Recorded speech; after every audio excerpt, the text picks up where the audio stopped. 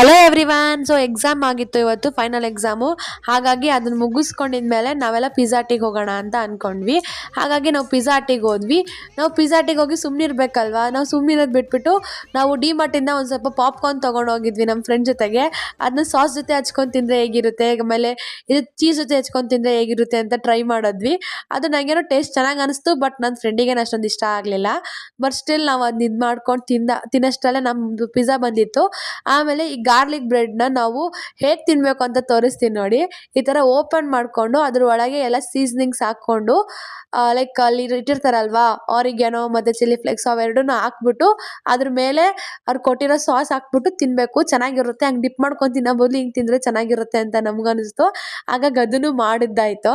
ಅದಾದಮೇಲೆ ಪಿಜ್ಜಾನ ಕ್ಲೀನಾಗಿ ಎಲ್ಲರೂ ಡಿವೈಡ್ ಮಾಡಿಕೊಂಡು ತಿಂದ್ಕೊಂಡು ಮನೆ ಕಡೆಗೆ ಬಂದ್ವಿ. ನಾನು ಇಷ್ಟೆಲ್ಲ ತಿಂದಲ್ವಾ, ನಮ್ಮ ತಂಗಿಗೆ ಏನಾದರೂ ತೊಗೊಂಡೋಗ್ಬೇಕು ಅಂದ್ಬಿಟ್ಟು ಸಮೋಸ ತೊಗೊಂಡೋದೆ.